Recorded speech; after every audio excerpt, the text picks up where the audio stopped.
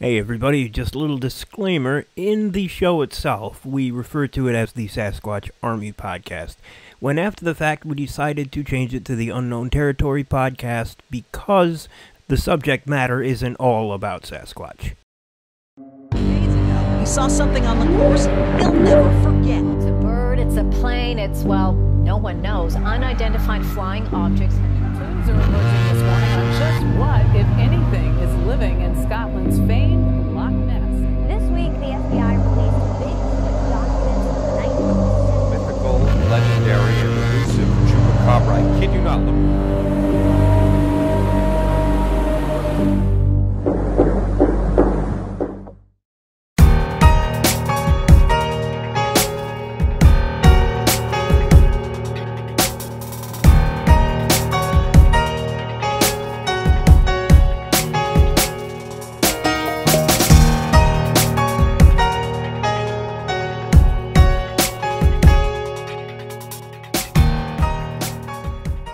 Welcome back to the Sasquatch Army Podcast. I'm Dave here with Lance, and joining us tonight is Starshine. Hey, Welcome to the show. I'm happy to be here. Our little corner of YouTube. Yes. So you wanted to bring up Missing 411 tonight, huh? Yeah, it's just very interesting and another great mystery that's out there. Probably one of the more interesting mysteries to come out of the late 2000s. Mm-hmm. Yeah, for sure. Because I think Politis, and for anybody who doesn't know what Missing 411 is, that is unexplained missing persons cases in national parks. Mm-hmm.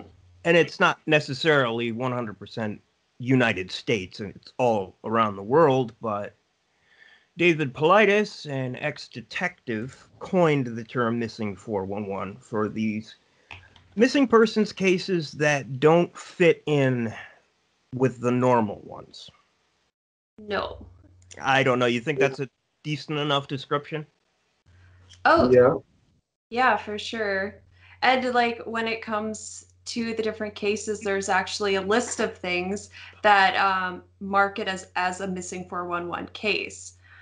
So like a few of the things that are in these cases is like the point of separation, the time of the disappearance, a lot of boulder fields, they happen near water, there's a weather event, there could be a disability or an illness. There's a lot of things that each of these cases has, and all of them have similarities, which make them a missing 411 case. Well, thanks for getting that detailed. Yeah, sorry. No. It's welcome. Trust me, it's welcome. Because half the time I'd be sitting here, how do I say this? Or what should I say next? Very well spoken, yes. Have you seen or really know a lot about the missing 411 cases, Lance?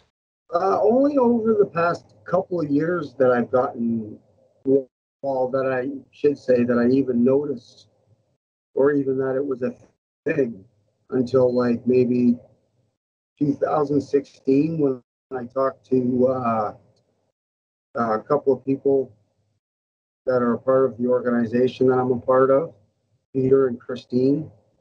Mm-hmm. I'm part of Ontario Wildlife Field Research. So they mentioned it, and then I started searching online. So it's only been recent for me as well. But I didn't even really know it was really a thing until I started watching some of his videos. And surprisingly enough, there's a place just south of where I live that there's a cluster of where people go missing all the time. Wow. Whereabouts would that be? Yeah. Could you get in any more detail on that? Well, closest town that I can remember in my head would be near Gravenhurst, Ontario. It would be to the east of Gravenhurst on the other side of Lake Simcoe, in the northeast part. I just seen it on one of his maps where they showed clusters occurring. And that's when I noticed the one cluster near where I live. And I was just like, okay, I'm not going there. I will stay and avoid that spot. Because like Chris, Star was saying, that when you look at the reports of the missing people, they have some sort of ailment, some sort of disability, some sort of, along those lines. And I happen to fit that. So I'm not in no interest to go out there by myself anymore. I don't Yeah. want to be, I don't feel like getting grabbed. No, thank you. Yeah, I'll come across some things like I was up in the mountains hiking and I came across a gigantic boulder field. And the first thing I thought of was, I'm in a really bad place right now because, like, my mind right goes to the missing 411 cases. Yeah, I've even heard of that, like what you just said, the boulder fields. When I lived in Chilliwack, BC for a couple of years, there's a provincial park. I think it's called Chilliwack, or not Chilliwack, Sasquatch Provincial Park. Yep, yeah. And people have walked, I can't remember what trail it was, but they were walking certain trails and they would get either rocks thrown at them or they would hear rock clacking near the boulder fields. Mm. Yeah, that'd be scary. They would just turn around and just head back out of the park. So more on the Bigfoot type side to that one then. Yeah, unfortunately, yeah, it kind of went there. Sorry. No, it's fine. That actually plays a part in some of Politis's missing 411. Yeah. Like on the movie we've all seen, Missing 411: The Hunted. Yeah, that was really interesting because for the longest time, David Paulides wouldn't touch on the Sasquatch and Bigfoot when it came to these cases. He would always be like, you can come to your own conclusions. But then all of a sudden, this documentary came out and he actually went there. Like, I was really surprised. It was shocking because you're right. Beforehand, he would kind of just shake his arms in the air and, well, that's up to you to come to that conclusion. Yep. And another thing about this documentary that kind of surprised me is how abruptly they go from the missing persons cases from New York State, Colorado, and New Mexico right into Ron Moorhead and the Sierra Sounds with little or no lead-in. Mm-hmm. Yeah, for sure. It was kind of, we're talking about these two people in the Sierras who parked at an overlook. And then immediately, just because the Sierra mountain range is right there, they kind of just went poof, straight into Paulides, Moorhead, and who was his name? The audio analysis guy. Sitting around a campfire and all of a sudden going into the Sierra Sounds, the recordings from the 70s, I believe, that was out there. Mm-hmm. Which I found, it was very abrupt. It was. I felt it was very abrupt as well. There was hardly any segue into it, and you're just like, oh, okay, we're talking about Sasquatch now. And I actually was showing my mother this movie, and going from that to Sasquatch so quickly, she's like, did the movie change? Really? She kind of mentioned that as like, wow, that is a drastic shift in topic. Mm-hmm. And they didn't really connect the two either. They did. Yeah, It's the subject is. Go ahead. They did. People have a hard time believing in Sasquatch as it is, so when you throw that into the mix, people are just like, what? Huh? How did you get from here to there? And, that's when people got to study up a whole new line of, get a hold of all new information. And then you can make your judgment up again. Because a lot of people even give Sasquatch the time of day, right? Yeah. The first case in that movie, though, hit really close to home with Thomas Messick. For you? Yeah.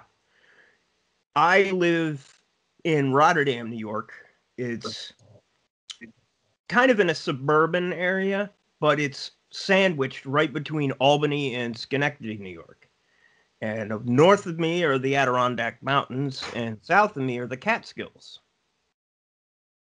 And this took place not very far from me, Brant Lake. Okay. And I remember back in 2015, this was all over the news with him and another man, Fred Drum, who from Schuylerville. Interestingly enough, they had to cancel the search for Thomas Messick to go search for Fred Drum. And that was only 15 miles south of where Thomas went missing. It could be more than that, but Wow. right within the same time frame. Huh. Thomas Messick went missing on November 15th, and Fred Drum went missing on November 24th. Sounds like whoever did it was awfully busy. Like, how did they? Oh man, that's just a hard question, or a hard thing to come up with. Why would someone do this to begin with? Why pick on the disabled? Yeah. Or anybody out there alone by themselves? Like, what's the purpose? I don't get it. Yeah, Thomas Messick, he was obviously a hunter and fisherman, trained Army Ranger, except, like Stard previously mentioned, injury can play a part in this too. Mm-hmm. And he had injured one eye and his hand as well, had over 115 stitches in his hand by exploding gunpowder. So a total of 7 people went in to hunt on state land that day he went missing on Lily Pond Road, which is just 2 miles south of Brant Lake. And they only walked in about 30 to 40 yards and sat, while the other 3 guys went around to drive any deer or anything towards them. He had a walkie-talkie, a rifle, and a snack, and he just disappears from the spot where he sat. His friend said he thought he heard a weird noise that he couldn't explain that happened while they were sitting there. He said that it sounded almost like a big trap going off or a trap closing shut. Mm-hmm. Yeah, that's very strange. I wish you would have elaborated more on that. On the 4th day, the FBI even arrived to supposedly monitor the investigation, which is another odd thing. Why would the FBI get involved in just such a basic missing persons case? Yeah, for sure. That goes through many other missing 401 cases, too, of the FBI randomly showing up. Yeah, it's very suspicious. And Tom was never found. No, and canines weren't even able to track him, right? That's right, yes. That's another big thing with these missing 401 cases is dogs will pick up the scent off the bat and then lose it just as quickly. Mm-hmm. Do you have any cases, Star, that stick out to you? Any ones that he's talked about in the past? Yes. Probably the one that sticks out to me the most is the Dennis Martin case, the one of the 6-year-old boy. Do you remember that one? Yes, I do. Yeah, I don't know if you want me to go into it, but oh yeah, go get into it if you want to. Well, basically, it was this. I don't know if I could tell the whole story. I'll give it your best shot.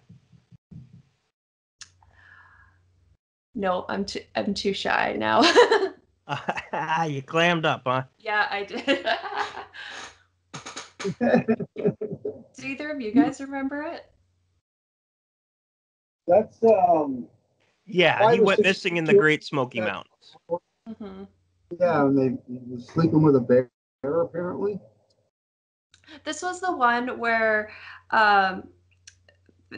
he disappeared, right? But then there was this couple who had seen a bear-like figure higher on the ridge that seemed like it was carrying something. But when they tried to give that information to the FBI, they wouldn't listen to it. They didn't even record it or anything like that. But David Paulides talked to this couple, and that's what they had said. So that was really interesting information and why they didn't record that. Yes, now I remember. The kids were playing hide and seek and he disappeared. Yes, that's the one. Yeah, that was sad because the father actually watched it happen, but he didn't see anything. Mm-hmm. Another little detail that wasn't brought up yet was the fact that a man in the woods was seen by the grandfather. Yeah. And he had something, according to the grandfather, slumped over his shoulder. And it was very visibly red, which was the same color Martin was wearing the day he went missing. Mm-hmm.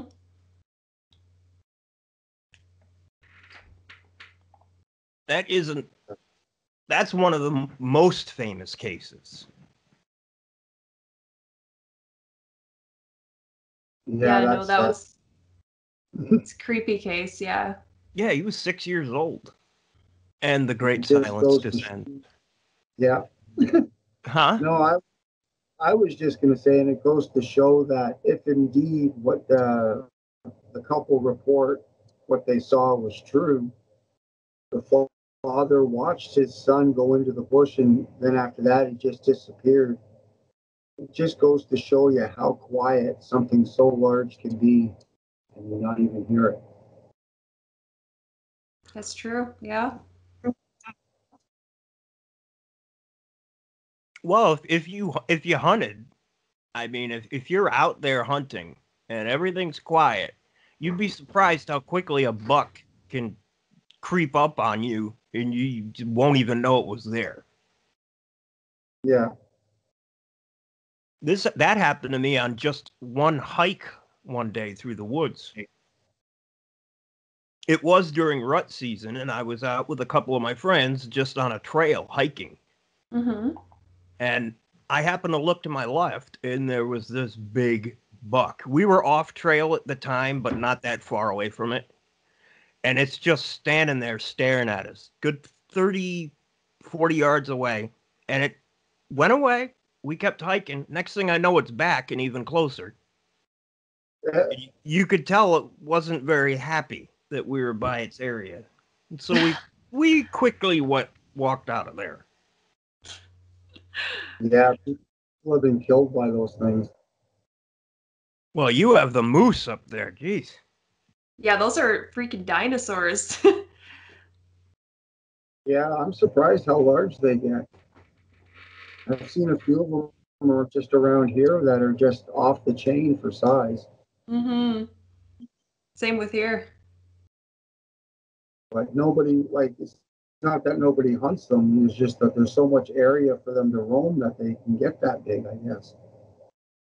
And they say as well that the further north you go, the larger the animal gets. And the great silence begins. Oh, I didn't know this, actually, but David Paulides wrote 2 Bigfoot-related books.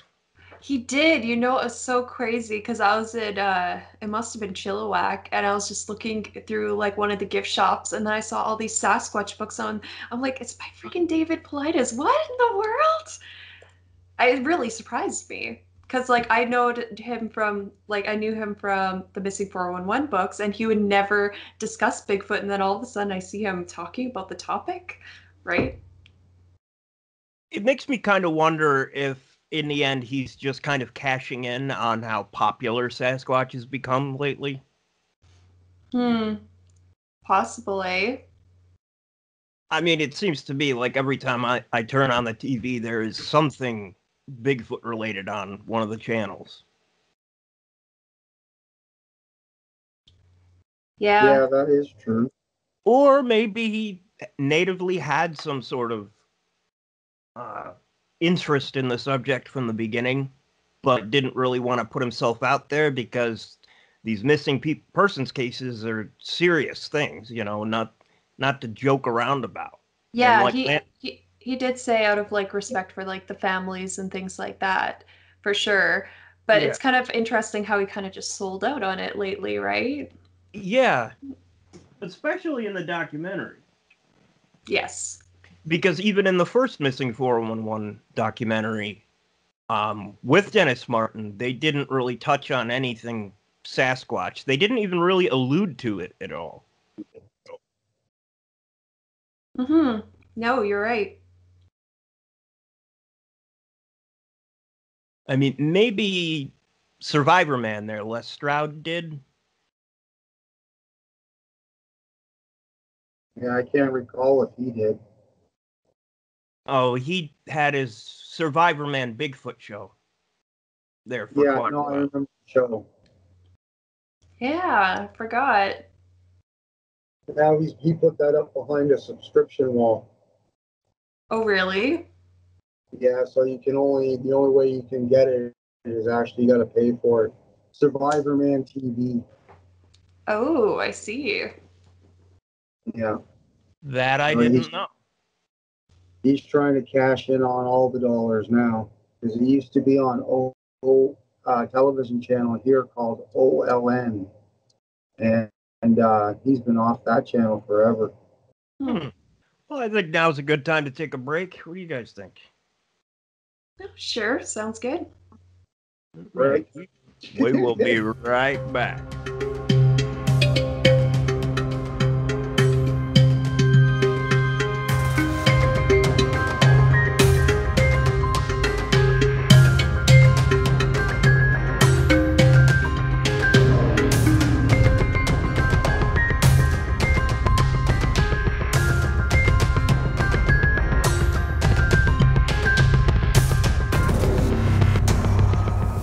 Short break there, which was probably longer for us than it is for you listeners. So back to Missing 411. You wanted to bring up that last part, right, Lance? Yeah, the part where like even we thought that the jump from the missing to the Sasquatch was bad. Then it goes even a step further with basically some sort of predator like creature that you can't see jumping from tree to tree. Yep. And that's when it starts to get even stranger. Because I've never heard anyone say that other than that thing. That was from Jan Maccabee, Bruce Maccabee's wife. And Okay. why does that say video? I just want to. Oh, okay. If you check your messenger, I have the video of what she captured on her old BlackBerry phone. Oh, really? Yep. Yeah, I just shot it into the messenger there. So. Oh, okay. The chat. I see it. Yeah, I know if I click it, I'll probably end up going to that and I'll be disconnected. So I'm not going to touch it. I'm not technology savvy either, so I'm gonna wreck it too. We fail. I'll have to look at it. I'll have to look at it afterwards, unfortunately. Where's your screen My share? tablet doesn't do that. Oh yeah, duh, I have that. Okay, good. What am I doing? Here I am, amateur hour. This is what we do here, folks. But it's all good. All good fun. Dave screws up. This picture. We don't sugarcoat things for you. We include it. Yeah. Bloopers and all. Can you see the picture? No. Oh. Nope. Oh yeah, that's right. There we go. Yep, there we go. And the biggest thing here was her hair, because they suspected that it was her hair that she took a picture of, but she had it up behind her in a ponytail in the deer stand. Oh, okay. I'll put this up so people watching or listening to the show can see. Interesting. But she did see something in the trees that looked like the predator, cloaked. And like Lance said, it gets into woo territory. Why don't you explain a little about Wu is, Lance, just so people listening would get it? Well, as I understand it, it pretty much got its basis from First Nation teachings, because some native religion has that they come from a different planet, that they were brought here. Not Sasquatch or anything like that, just the people. And then other people, oh man, I just totally screwed that up. I just totally lost my train of thought. That's okay. Ooh, yeah, this is definitely live here. That's okay. Oh man, Happens to the best of us. yeah, really. And yeah, and other religions talk about ant people, which is another strange one. That during the time of the Great Flood, that this one I'm talking about happened somewhere in Arizona in the Grand Canyon. But trying to remember here, they said that the ant people came from underground and brought them underground to save them from the cataclysm that was going to occur. Once it was over, they let them back out, and ever since they've been around. So it's kind Interesting. of some really weird and interesting stories, which also brings up aliens once you think about it. But that's where a lot of that woo starts, where a lot of people start bringing up or throwing in what we call now woo, with saying, "Oh, you can speak to Sasquatch or telepathic communication and all this other stuff," which I can't say yes or no to because I've never had that experience. Yeah, me neither. Mm-mm. It's always been from my experience. It's always been something actually happening, not something going off in my head. Like that just don't make no sense. I saw a Mm-hmm. Bigfoot today, and it was in the back of my mind. You know, like that makes no sense. 1 minute it was there picking mushrooms and it went up in a giant beam of light. And I swear it was waving at me on the way up. And it was playing a flute.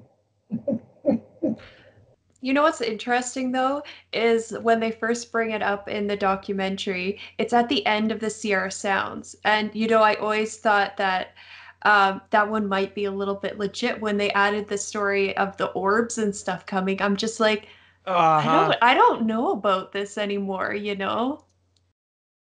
I don't know. What you guys think about that? I. The Sierra Sounds is one thing, like you said, and Politis plays a good chunk of what Ron Moorhead recorded. Right. Now there already is skeptics. There already are skeptics out there about the Sierra Sounds and Ron Moorhead and Al Berry, trying to Yeah, prove him, disprove him. And no one's there is some proof there in a way to disprove the Sierra Sounds, but to go from something plausible Yes, like exactly. these recordings, it was proven that they weren't recorded after the fact, they weren't digitally manipulated. The recordings were actual recordings from them out there from that time period. So that in and of itself, that is plausible. But as he's telling this story, he gets into, like you said, seeing orbs in the sky, and he's seeing a lightsaber flying horizontally towards the ground just back in 2016 when he took his wife there. At that point, my eyes started rolling so far northward that I thought I was seeing the back of my head. Mm-hmm. That's yeah, how I no, think about it. I have to agree with you on that one there because, like, okay, like I've had a nighttime encounter with three of them, and during that whole time, we did not see any orbs, not one. And they were looking because there was one guy there saying, oh, you see the orbs? I think I see an orb. No, man, that's a star in the sky. It's not an orb. Mm-hmm. No, no, there's an orb there. No, another star in the sky. No, no. But Didn't you have a guy up there looking for gnomes? What? yeah, yes, Really? he said I thought so. 2016 or something like that, just before I met him.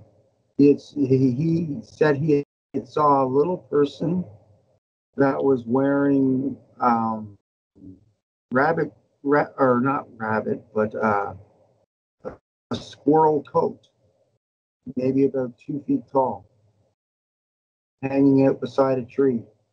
He said as soon as he saw it, it looked right at him. He said it showed its teeth and took off. Huh. You know, I'm a very non-judgmental person.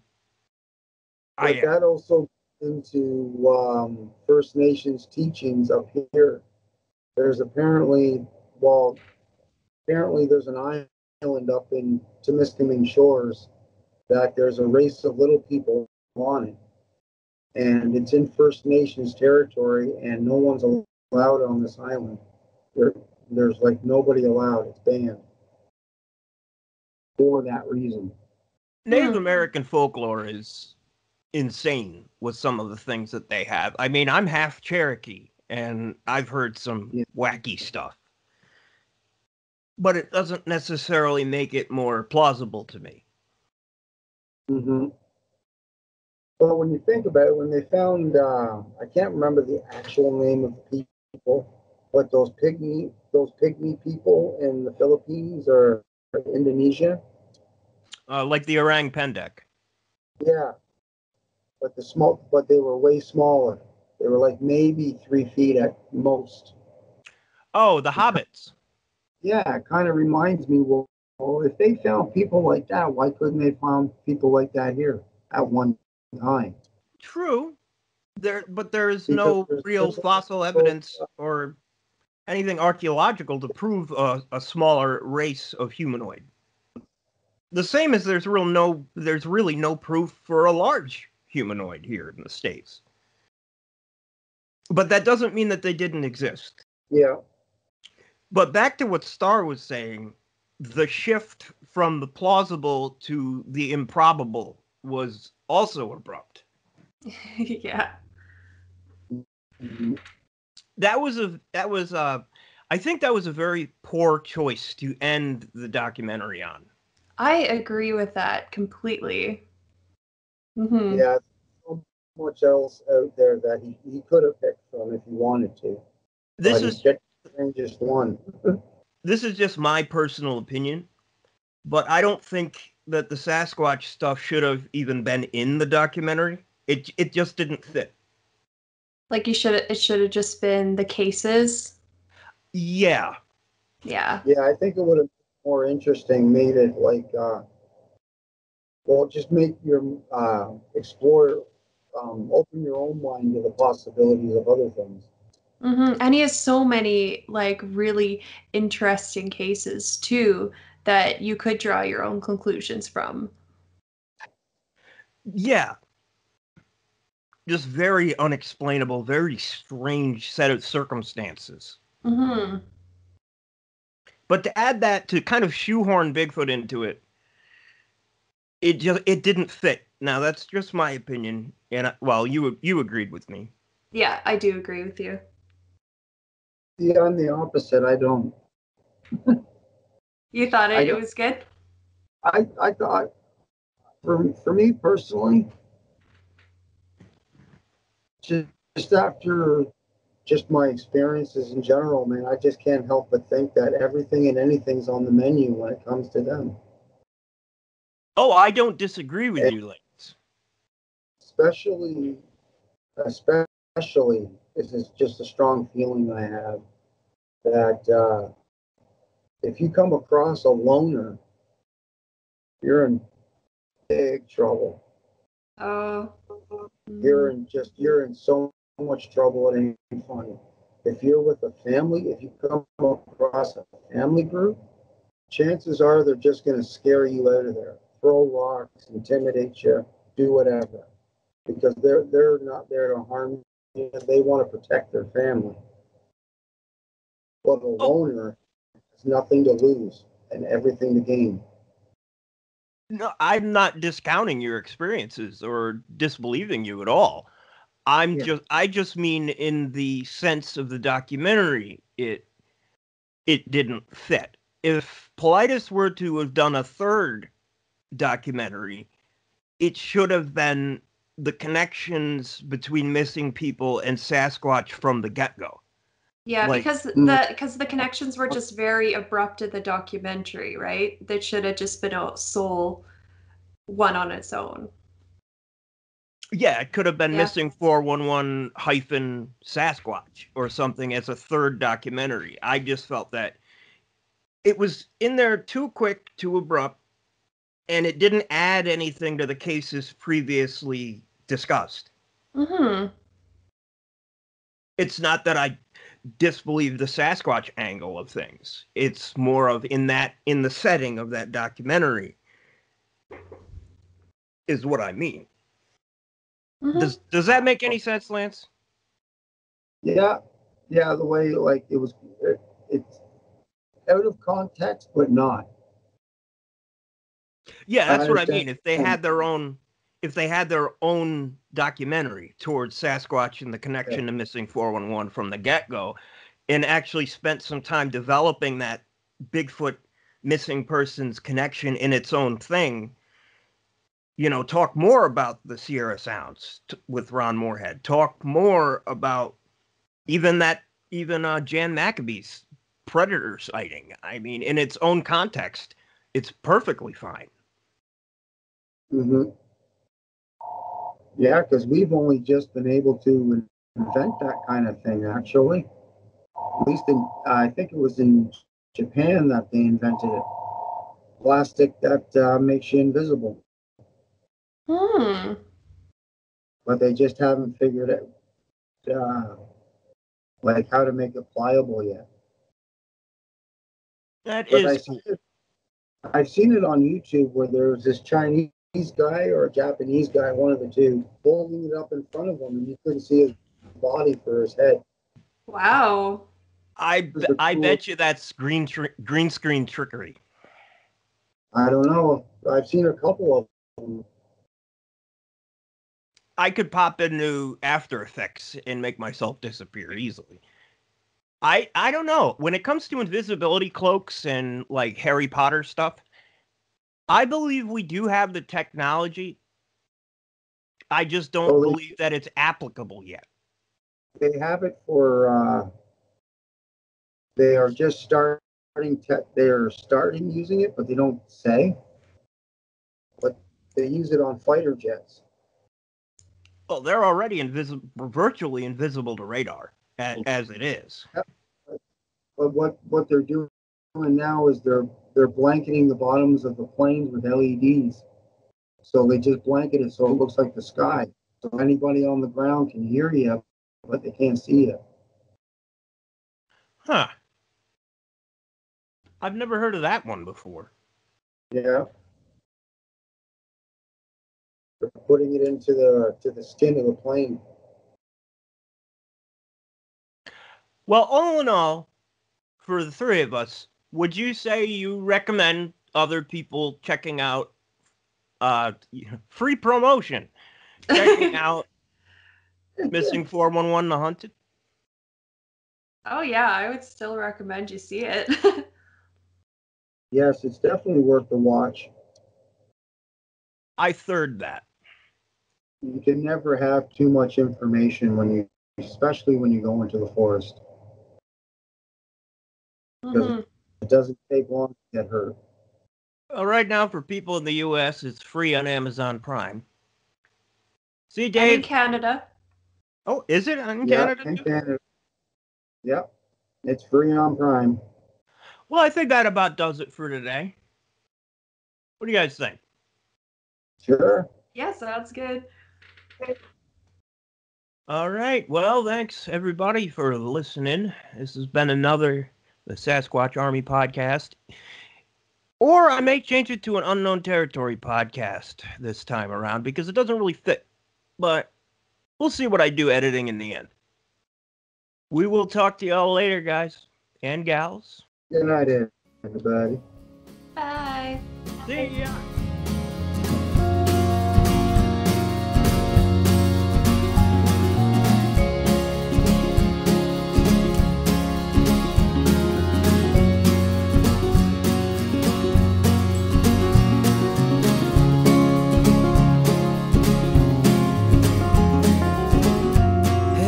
Jojo, yeah, I know your name.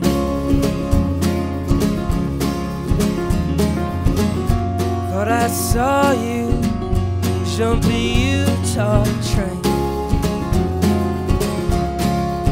but I could not